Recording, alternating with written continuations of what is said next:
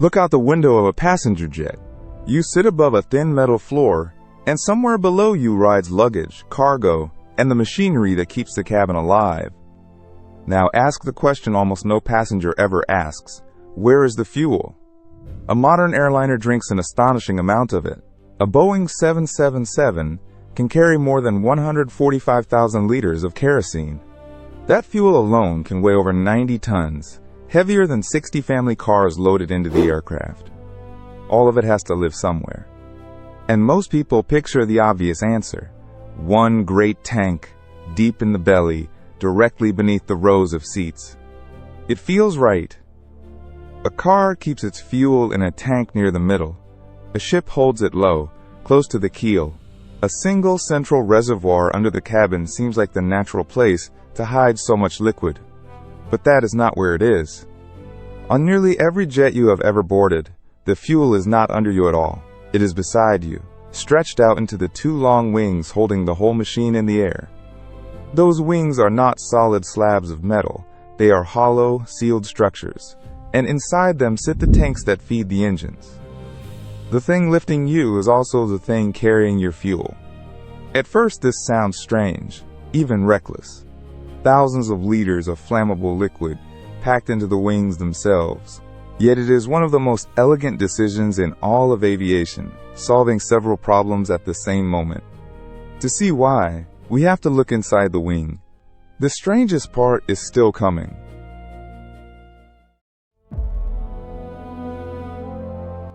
Peel away the smooth aluminum skin of an airliner's wing and you do not find a fuel tank tucked inside. You find that the wing is the fuel tank. Engineers call this a wet wing. Instead of bolting a separate container into the structure, they seal the spaces between the wing's internal ribs and spars, then pump fuel straight into those cavities. Ribs and spars are the beams and cross members that give a wing its shape and strength. The gaps between them, once sealed, become the tank. This is called an integral tank, meaning the tank and the aircraft structure are one and the same. There is no bladder, no drum, no bottle. The metal of the wing does two jobs at once. It holds the shape that generates lift, and it holds the kerosene that feeds the engines. A large jet's wing is enormous inside. A single wing can swallow tens of thousands of liters. Baffles, small internal walls with holes, slow the fuel as it sloshes, so it does not surge to one side during a turn. Pumps, valves, and sensors thread through the whole volume, moving fuel toward the engines and measuring exactly how much remains. The fuel usually fills the wing from root to tip, from the thick part near the fuselage out toward the wingtip. On many aircraft it reaches most of the way along the span, riding inside the very surface that is lifting the plane. So the picture flips. The wing is not a solid blade with a tank hidden somewhere inside it. The wing is a carefully divided fuel tank that also happens to fly. But holding the fuel is only half the story. Why the wings, of all places? That answer changes everything.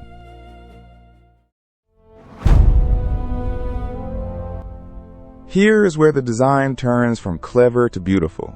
A wing in flight is being bent. Lift does not push on the fuselage. It is generated along the wings, and it pulls them upward, hard. The heavy body of the aircraft hangs in the middle, while the wings are heaved up at the tips.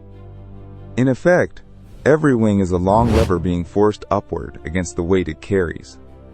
Engineers call the strain this creates the bending moment, the force trying to fold the wings up and over the cabin. Now put the fuel in the wings. Its weight pulls down exactly where the lift is pushing up. The two forces partly cancel, all along the span. This is called bending relief, and it means the wing spars can be lighter than they would need to be if the wings were empty and all the weight sat in the fuselage. A lighter structure that is still strong enough is the holy grail of flight. Less structural weight means less fuel burn to carry it, which means lower cost and longer range. There is a second gift. The wings are mostly hollow anyway, a space that would otherwise carry nothing but air. Filling it with fuel costs almost no extra volume and frees the fuselage for what pays the bills, passengers, and cargo. And there is balance. fuel near the wings sits close to the aircraft's center of gravity, so burning it through a flight barely shifts how the plane is trimmed. Weight, strength, space, and balance, all solved by one decision. Yet the very same design hides a fact that most people get completely backwards.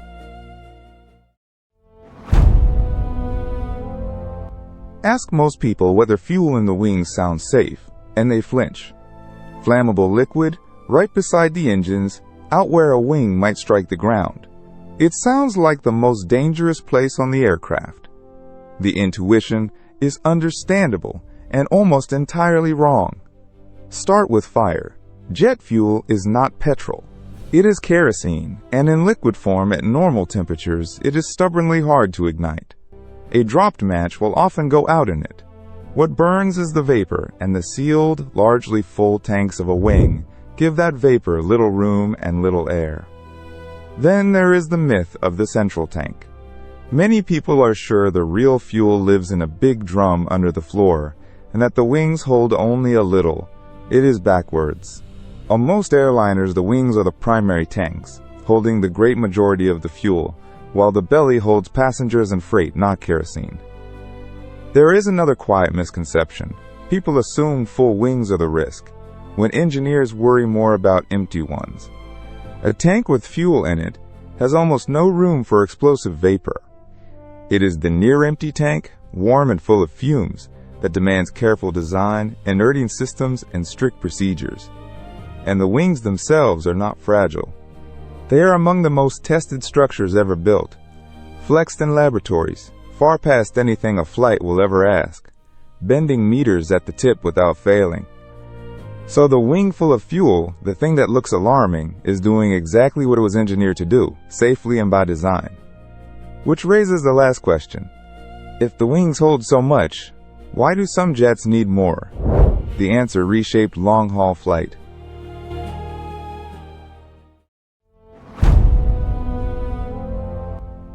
For short hops, the wings are more than enough. But stretch the route across an ocean, and even those long tanks run short. So engineers reach for the one large space left, the thick section where the wings pass through the body of the aircraft.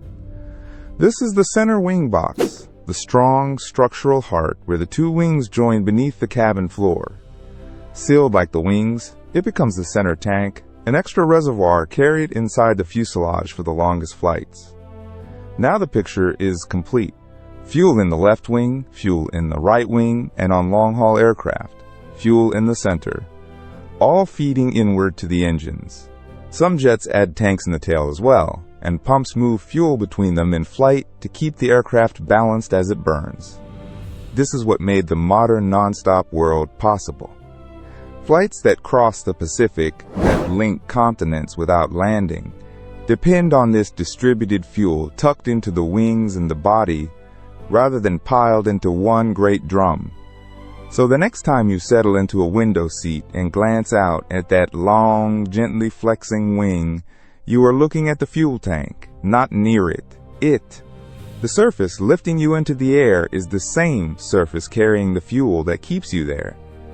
The empty space you imagined under your seat was never the answer. The answer was always out on the wings, holding you up and feeding the engines at once, quietly doing two jobs with a single, elegant piece of metal. That is the secret hiding in plain sight. At the tips of every flight, the wing is the tank.